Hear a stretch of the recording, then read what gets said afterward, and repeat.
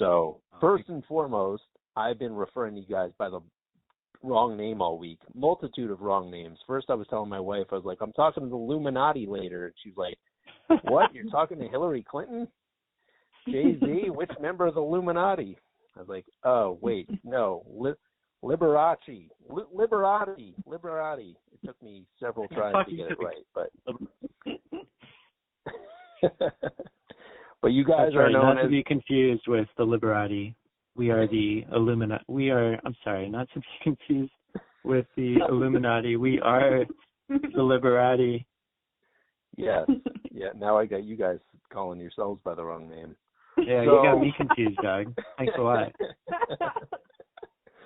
So how would you describe the Liberati? What if you had to synopsize your mission statement and what you do, what would you guys say it is?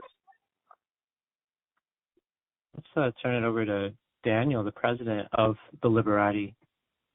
Yeah, I mean, if we were going to condense our mission, vision, and value statements, is basically a supportive community, a nonprofit to help individuals that choose to just have a soft landing spot. Because, when you disassociate or you get disfellowshipped, it is crickets, it is lights out, that's it. And if you have just a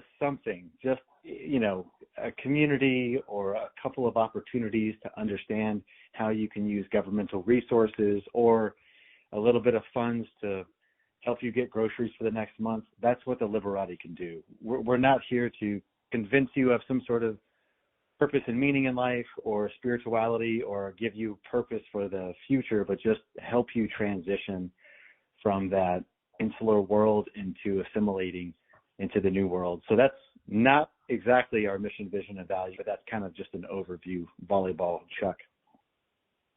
We're essentially the bridge from religious fear and control to freedom and to a self-determined life. That's huge. That's huge because, I know firsthand when I left, there is that initial feeling of freedom and, oh my God, I can do whatever I want now. And then the reality of things sets in. You're like, well, I guess technically I can, but I don't know how. I don't know where to begin. I have no jumping off point. I have no reference point for adapting and acclimating to the real world. So that's an amazing thing that you guys are doing. And I meant to actually get a little bit of a backstory from each of you first and foremost. So Ashley, can we start with you? Can you give us a little bit of your personal history and, were you raised a witness? When did you leave? What were the circumstances? Stuff like that. Yeah, definitely. So I was raised a Jehovah's Witness. I left when I was around 20.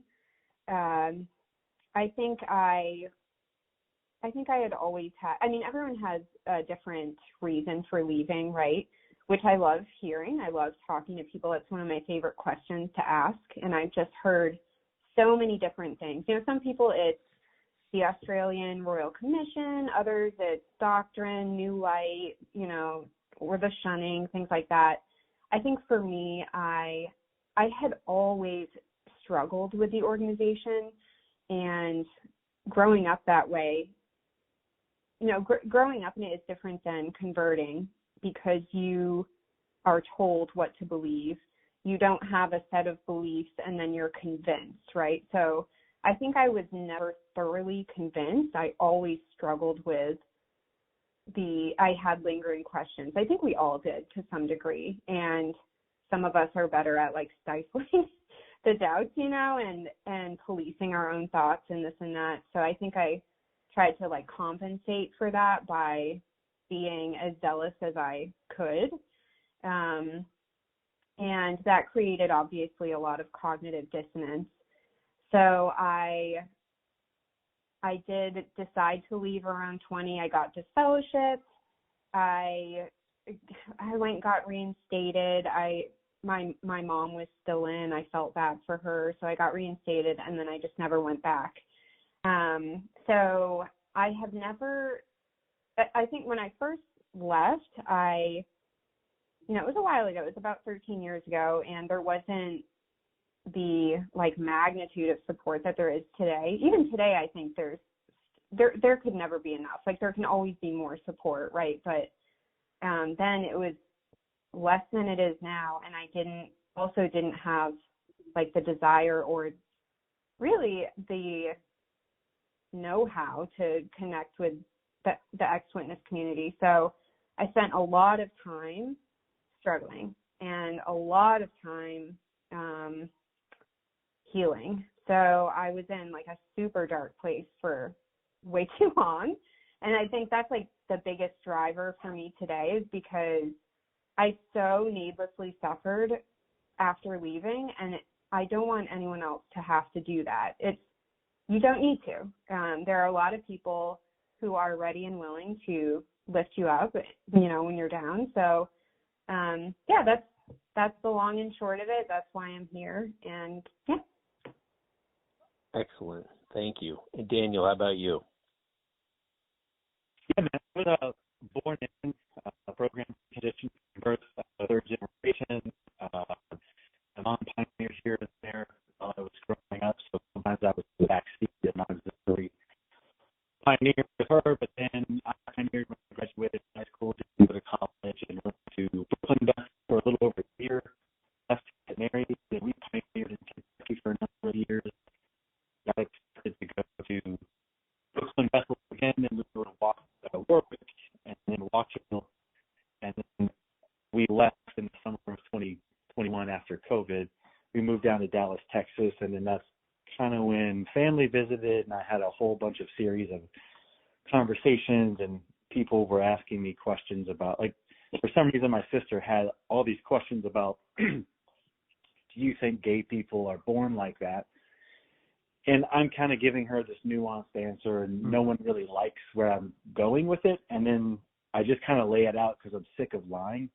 I had been physically in and mentally out, or physically in, and mentally out for a number of years at Bethel. And it just kind of felt good to say some things out loud and to stop the lying that you just have to live when you're kind of straddling that world. So once that truth starts coming out, it feels better and better and better. And then kind of the chips start to fall. So you could kind of see the writing on the wall. And so pretty quickly I realized I'm just going to disassociate, because knowing my family, knowing also just the reputation factor of it, that they always have a narrative that they can throw together.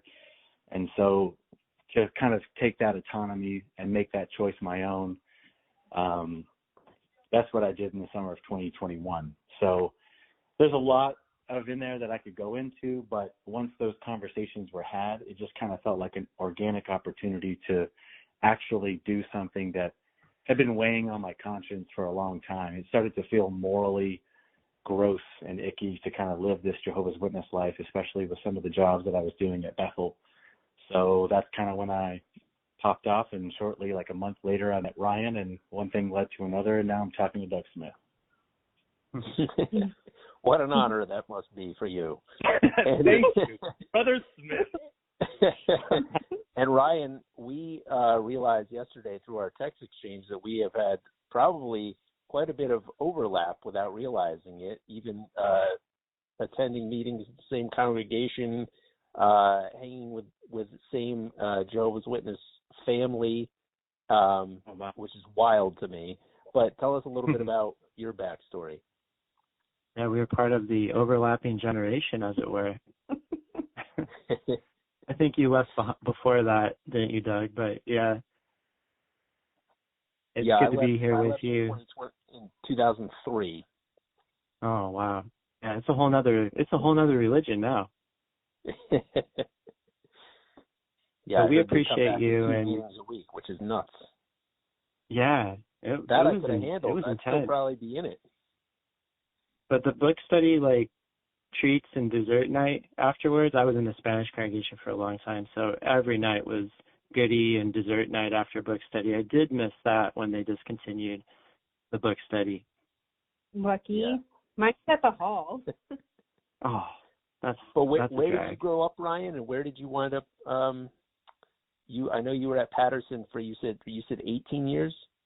Almost 18 years, yeah. I grew up in the Midwest, a fifth generation, very devout JW family. My greatest aspiration was to go to Bethel, and that's what I did when I was 19, and I lived under a vow of poverty and obedience. Like Daniel, we overlapped. We were at Bethel around the same time, and we still have, you know, some of the people that I really care about and love and always will the most are still at Bethel. And I know Daniel feels the same way about a lot of the people that, he came to know and love there. But as unpleasant as living under a vow of poverty and obedience sounds, I mostly enjoyed it for the first 15 years. And it was really a series of probably 11 factors that led to my unlikely awakening. I had my matrix moment in the Towers library at Brooklyn Bethel because I was working in passenger transportation, so I would drive the shuttle bus from Patterson down to Brooklyn.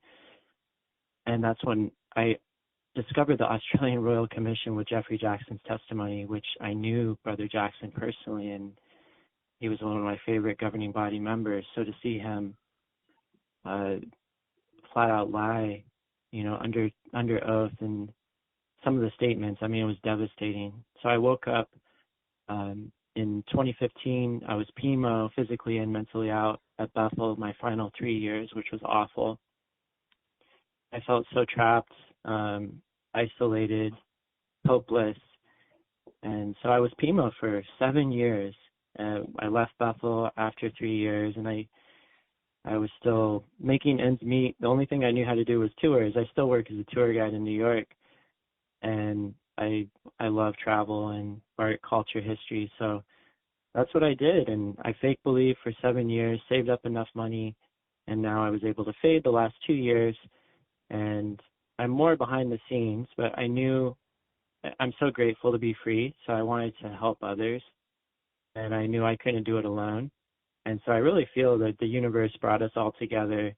I, was on this cross-country road trip, and I met Daniel through a mutual friend, and his story really resonated with me, and to see how he has this humanity after everything that he's been through, and he just wants to help people. And then I met Ashley last January as a year friend-iversary. We met at an interfaithless support group, which is run by Footsteps, which is an organization that we try to pattern a lot of what we do off of Footsteps, which gives assistance to former ultra-Orthodox Jewish, if you've seen Unorthodox on YouTube. So they face a lot of the same challenges when exiting that high-control religious community, losing everyone they know and love. And so we try to pattern a lot of what we do after Footsteps. So now we have monthly group discussions that Ashley will host, and they're so cathartic and so validating and so inspiring. And we have, we had close to 50 join our last group discussion, including probably around a dozen who are physically and mentally out, PMO, and they'll listen in even with their cameras off. So that's a little bit of my backstory, and I'm just really grateful to be free, and I'm really happy, honored to be part of the Liberati, and we're hoping to build this. It's just it's a process for sure. I'm glad that you mentioned Footsteps, because I'm imagining you guys may have seen this documentary called One of Us. You guys familiar with that? Oh yeah. Okay, so it's for anybody listening who doesn't know, it's a documentary that follows the lives of 3 Orthodox members who are trying to get out of the organization and the hell that they go through, and this program Footsteps that helps them acclimate to life on the outside. So that's the first thing I thought of when I was made aware of you guys. Wow, that's an honor. And if you want to join, by the way, Doug, we are looking forward to next month hosting, I guess it's in March, co-hosting a meetup in New York City with Footsteps. So it would be an honor to have you and your family join as well. Yes, please let me know about that. I would be honored to attend that. Yeah, I was blown away watching that document. I had tears streaming down my face. I had no idea the level of parallels, when they showed those conventions at Shea Stadium and the discouragement from any sort of higher education or any education really whatsoever. It was mind blowing. But unfortunately, we got only a few minutes left, so I want to try to keep things tight because I got a few more questions for you. But if you could briefly let me know how the Liberati was formed and what is the size and scope of the operation. Daniel, you want to jump in? Yeah. So in the summer of 2021, we met each other, and then I think there was a Lloyd Evans interview where I mentioned something about not podcasting, but working for or starting a nonprofit. And then about a month later, I get a phone call from Ryan. He meets some other people from exJW Reddit. In I think August 22, we have our first board meeting. We start to conceptualize our mission, vision, and value. Early 23, we expand the board with some more diversity, adding 3 additional people. One of those lovely humans is Ashley. And then we launch our website after cobbling it together on GoDaddy. Ryan, he had his hand in a little tech savviness, and that was on Independence Day, which is fitting for all of us exJWs. Then Ashley and I had a little bit of a media blitz on some exJW activist channels, and we've had a couple of cases that we've worked with, and in hopefully the next 6 to 7 months, we might be able to actually finally get our 501c3 and be official nonprofit, but we are incorporated in the state of New York. So that's a bit of the scope or the overview of the formation. The scope of it is we're expanding every day. And right now we have a lot of cases throughout the United States. We have a couple of cases that are slow brewing and working on overseas in sub-Saharan Africa. And we're hoping to expand every day. Right now, yes, it's just Jehovah's Witnesses because that's all our purview. But we are open to have anyone that has some sort of cultic or abusive relationship that would need to just have a place safely to vent. We have a little over 1,000 people on our private Facebook group, and so that's kind of a little bit of a hodgepodge of people, sometimes posting memes, sometimes posting experiences, and hopefully what we're trying to curate is more camaraderie rather than divisiveness. But yeah, that's a bit of our scope so far. I don't know, Ryan, Ashley, have I left anything out? I did want to add that we assisted over 100 people last year since we went public in July, which is a lot, I think, for 6 months. Absolutely. That's amazing. And that's, it's pretty cool to know that Jehovah's Witness numbers are dwindling, which I think is a safe thing to say, right? Numbers are dwindling, but your growth is expanding every day. So the tides have turned. Hopefully one day you will, the number of ex-members will outnumber the number of active members. It may take some time, but who knows? And it's a beautiful thing that, with technology being what it is now, that there are these support groups, there are these exJW Reddit groups. And, because when I was growing up and the internet was really just taking off, there was no, people were either apostates or they were active members. There was nobody that you could kind of go to and talk to about their experience leaving and still be able to see them as a worthwhile person. They were just completely cut off and shunned and removed from your life entirely. So it's amazing that there's all these communities and support groups and that you guys are really kind of leading the charge with that. What would you say is the hardest thing for ex-witnesses to adapt to when they leave the organization? And if you had to share one uplifting or inspiring success story that you've witnessed, what would that be? The hardest thing, and for me personally, was just the loss of everyone and everything I'd ever known. And, I think that's devastating for most of us. And so that's one of the main objectives that we have, is to build a safe and supportive community, good vibes. We strive to thrive. We try to be better, not bitter. That's what we're all about. And of course, we'd like to expand. We've been able to offer more than just emotional support and counseling or comforting, coaching, I should say.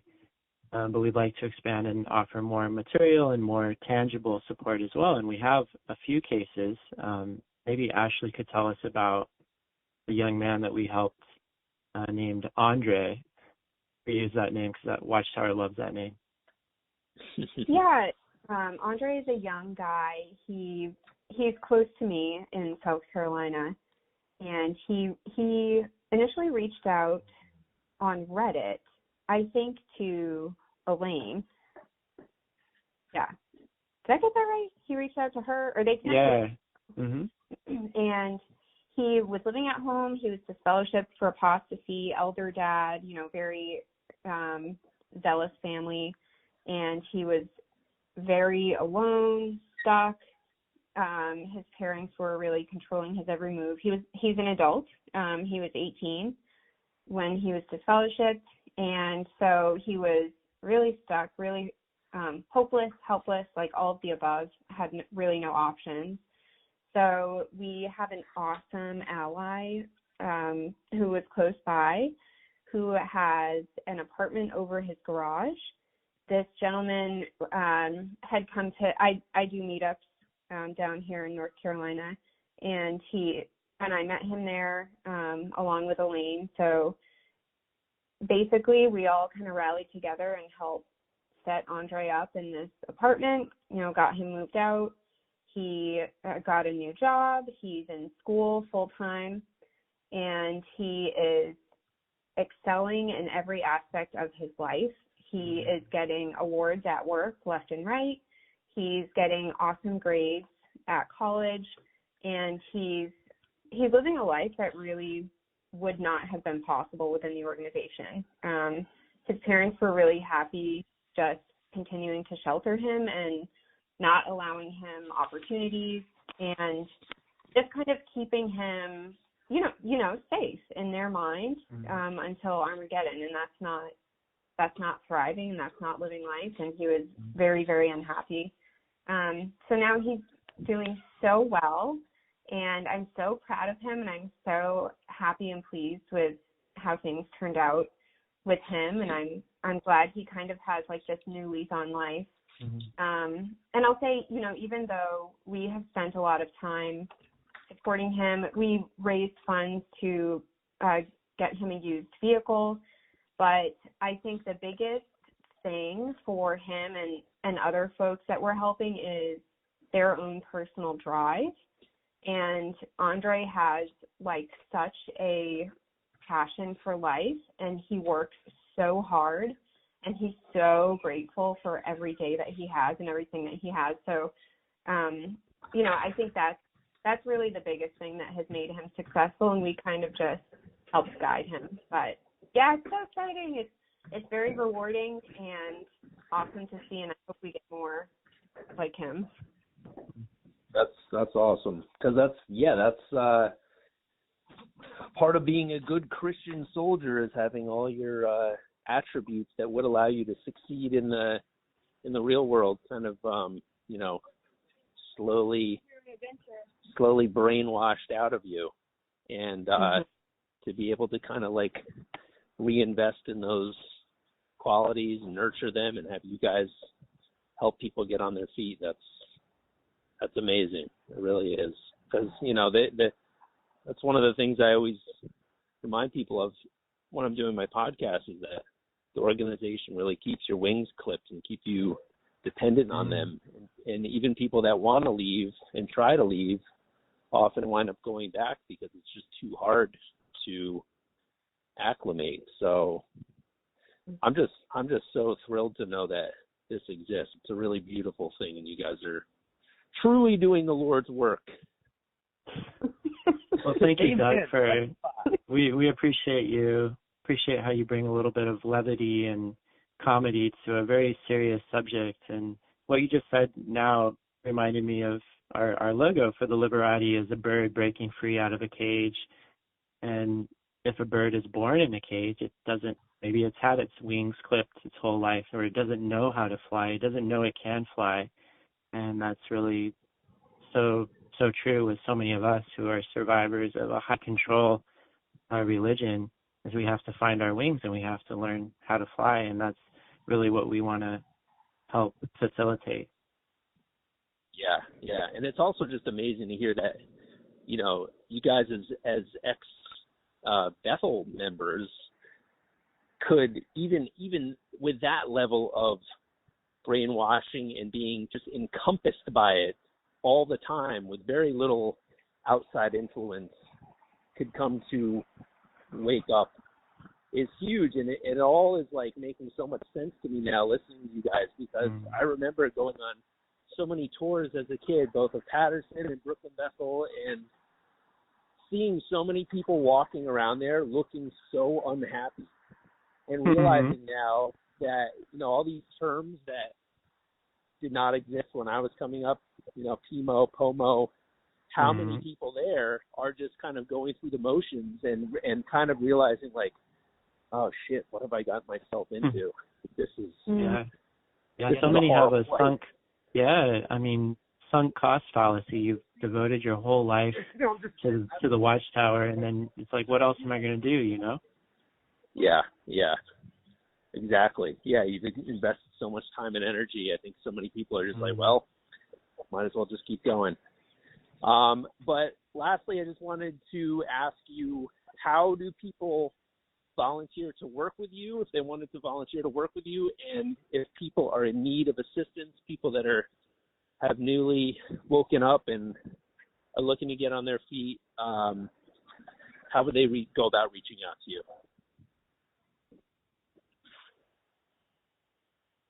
Daniel, you want to answer that? Yeah, definitely. On the home page of our website, you can go all the way down to the bottom. We have a contact form there. And so if you just want to say something, you can do it there. You can volunteer there as well. But also, if you go to Success Stories tab, at the very bottom of that page is a Share Your Story. So whether you want to just give a word of encouragement and say, hey, I got my PhD on yada, yada, yada, or if you do need help, there is a space on the website for both of those types of situations, or if you want to possibly volunteer with us in the future. Awesome. Okay. Thank you.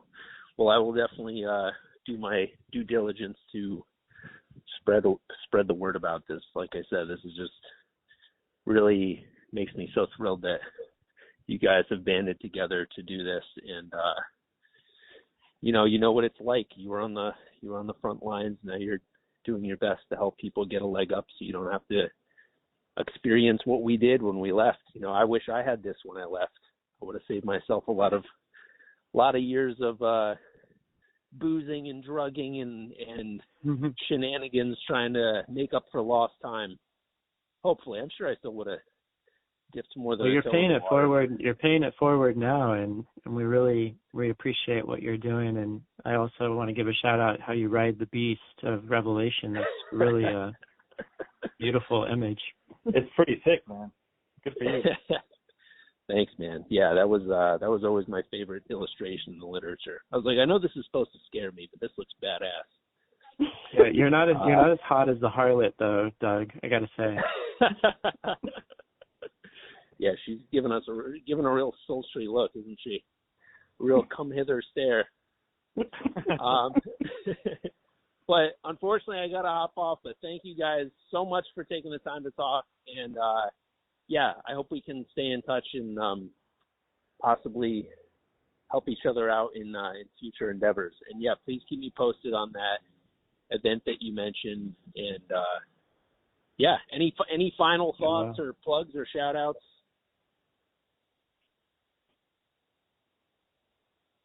I think we covered it all. Daniel, did you?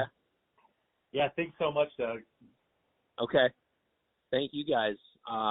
Appreciate you, Doug. Look forward to meeting the rest of the family, and anytime you want a free New York City, walking tour or a Met tour, I'd be honored.